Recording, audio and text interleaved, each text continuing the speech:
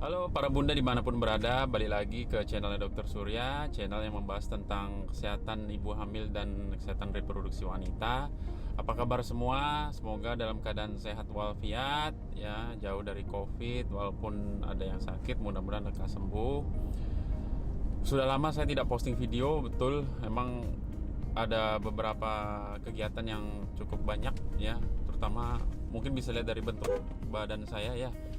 Ini saya cukup jauh drop berat badannya, ya, cukup signifikan dalam 1 tahun ini.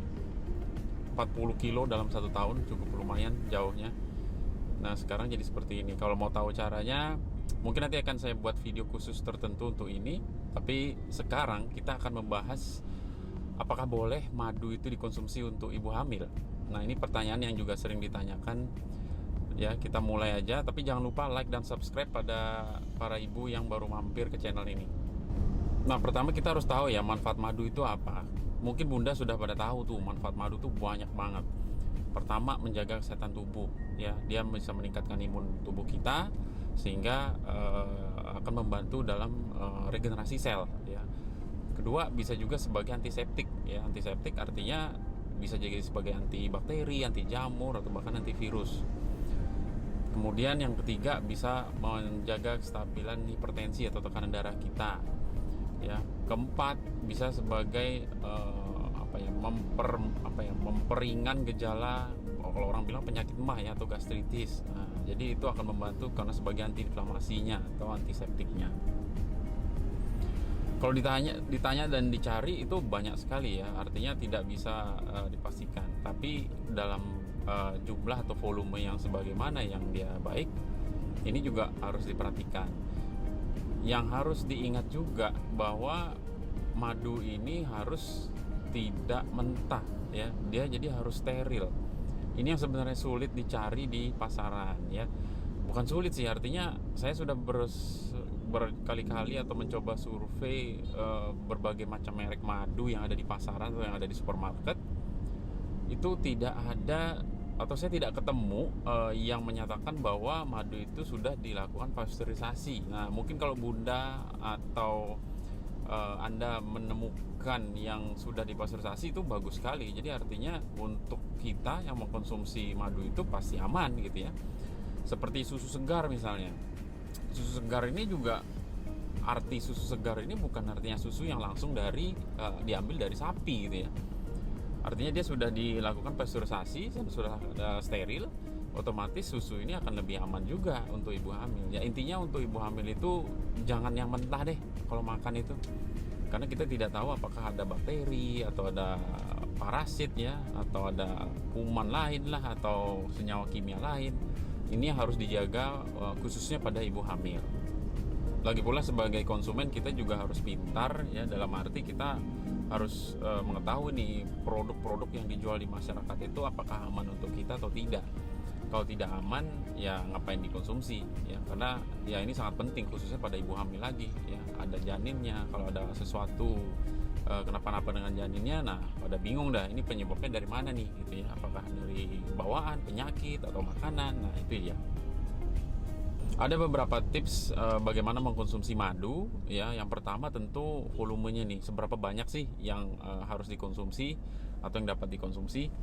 Biasanya dalam satu sendok itu ada sekitar 50-60 kalori. Dan direkomendasikan itu mengkonsumsi madu itu tidak lebih dari sekitar 200 kalori. Jadi kalau misalnya 50, ya sekitar 200 bagi 50 tidak boleh lebih dari 4 kali sehari. Nah itu 4 kali sehari jujur banyak banget, ya. Kalau saya sarankan mungkin 1-2 sendok per hari. Ya boleh pagi malam atau pagi aja atau malam aja. Kenapa? Nah kalau bunda lagi hamil tentu pengen ngunyah terus, pengen makan terus, pengen ngemil terus, bener kan? Nah jadi otomatis masih banyak nih makanan yang siap untuk dikonsumsi oleh bunda. Jadi ya kalorinya tuh bukan dari madu aja. Mungkin biasanya nih malam-malam nih suka lapar, minta deh ke suami, "Papa, jajan yuk, beli nasi goreng." Ayo, siapa tuh?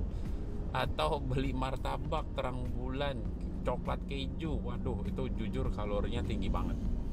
Jadi bahayanya apa sih kalau banyak-banyak begitu? Otomatis berat badan bunda tentu makin naiknya signifikan ya kan. Kalau naiknya signifikan, ada risiko pada bunda nih ya, kencing manis saat kehamilan atau namanya gestational diabetes, atau bayinya jadi gede ya kan. Pas di USG dokternya bingung nih, kok bayi gede banget nih gitu kan, atau pas lahir lebih dari 4 kilo. Nah ini kita bilang sebagai giant baby atau makrosomia. Tentu ini meningkatkan angka kejadian operasi sesar ya. Kalau misalnya bunda atau kita ingin lahir normal ya, bayinya jangan gede-gede, pokoknya antara 2,5 kilo sampai ya 4 kilo maksimal lah. Kalau misalnya bisa ya rata-rata 3,2 gitu ya. Itulah perannya untuk mengatur gula selama masa kehamilan. Tips selanjutnya, katanya madu itu tidak boleh dicampur dengan air panas ya, yang akan merusak enzim-enzim yang ada di madu ya, yang sangat berguna pada tubuh kita. Jadi ya kita campur dengan air yang sedang aja, atau yang tidak terlalu panas ya, hangat-hangat itu cukup banget. Dikatakan madu itu tidak baik dicampur dengan vitamin C atau vitamin D, jadi otomatis harus dipisah ya. Kalau misalnya pagi minum madu, mungkin siangnya boleh minum vitamin C atau minum multivitaminnya ya. Saya rasa cukup sekian informasi saya tentang madu pada kehamilan. Kalau bunda ada pertanyaan, komentar, atau kritik saran, silahkan tulis di kolom komentar. Jangan lupa di like dan subscribe supaya tidak ketinggalan video-video selanjutnya. Semoga tetap sehat dan happy ya. Jangan stres terlalu banyak karena COVID, situasi seperti ini. Sampai jumpa di video-video selanjutnya.